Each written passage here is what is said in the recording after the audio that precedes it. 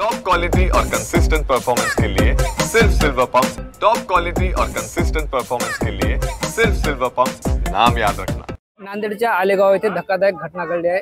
हिंगोली जिल्ह्यातून काही महिला मजूर जे आहेत ते शेतमजुरी करण्यासाठी नांदेड येथे येत होत्या आणि ट्रॅक्टर येत असताना त्यांचं ट्रॅक्टर जे आहे ते विहिरीत कोसळले आणि या सगळ्या घटनेचे प्रत्यक्ष साक्षीदार आपल्यासोबत आहेत। त्यांनी 2 महिलांनाही वाचवले। मात्र दुर्दैवी गोष्ट म्हणजे त्यांची स्वतःची पत्नी अजून सुद्धा विहिरीत आहे। दादा मला सांगा, काय नाव आहे तुमचं? ही सगळी घटना कशी झाली? माझं नाव आहे हिरबाजी काशीनाथ सरोदे। मी 2 बायला वाचिलं आणि माझी पत्नी हिरीमध्ये आहे। मला सांगा, तुम्ही कुठं काम करता? कुठून आल्या होत्या? सकाळी किती वाजता आले होते? आम्ही सकाळून 7 ला निघालो घरून। मी समोर आलो आणि ट्रॅक्टर मी मागून आले ट्रॅक्टर आणि डायरेक्ट हिरीमध्ये गेलो। स्वतः मी बघलं ट्रॅक्टर विहिरीत गेलं तर तुम्ही कुठं होते? मी शेतामध्ये होतो, भीमुगाच्या वरच्या बंडात। हो, वरच्या शेतामध्ये होतो। मग ट्रॅक्टर पड्या मी आलो, दोघीला काढलं आणि एक म्हातारा होतं जाधव, तिला काढलं। बरं, ट्रॅक्टर मध्ये सगळे किती लोक होते? महिला, मुली सगळे मिळून मिळून 11 होत्या महिला आणि 2 गडी होते, एक ड्रायव्हर आणि एक हे आपलं गडी। तुमच्यासोबत काढताना दुसरं करताना त्यांना वर कसं काढलं तुम्ही? धांदीने हे करून काढलं। हो, धांदीने। बरं, आता किती महिला आहेत, किती मुली आहेत खाली विहिरीमध्ये? समजा मिळून 7 महिला आहेत मधात, 7। त्यात तुमची स्वतःची पत्नी सुद्धा आहे? त्याच्या पत्नी सुद्धा आहे माझी। हो। जेव्हा तुम्ही हे सगळं चित्र बघितलं तर तुमची पत्नी तुम्हाला दिसली नाही का? नाही दिसली। ते ट्रॅक्टर पलटी झाले, ते खालीच गेल्या। बरे, सगळं कशामुळे झालं असेल? काय वाटतं तुम्हाला? इथं राहता तुम्ही, काम करता, सकाळची घटना पाहिली, कशामुळे झालं असेल?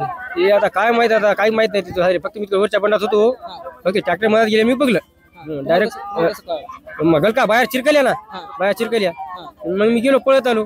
बरं, आता काय वाटतं, कारवाई झाली पाहिजे कोणावर याच्या? कारवाई झाली पाहिजे।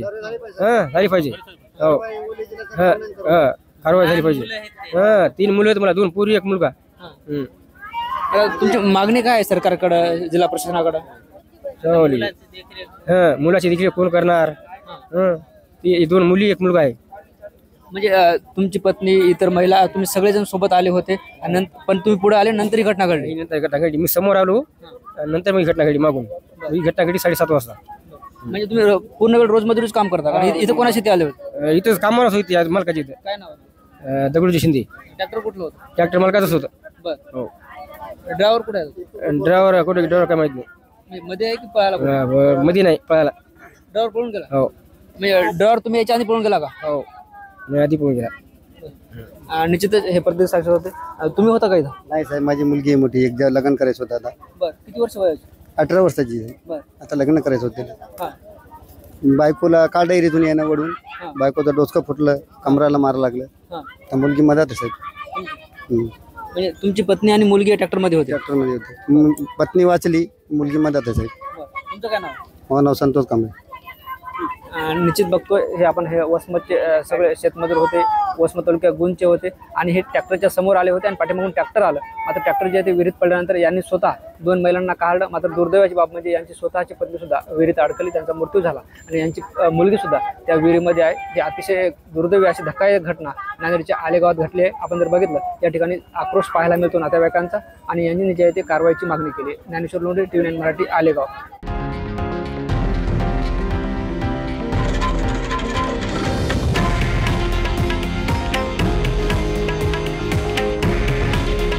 हे आहे देशातील नंबर 1 न्यूज नेटवर्क आणि आपण पाहत आहात TV9 मराठी। काळजी तुमची, हित महाराष्ट्राचं।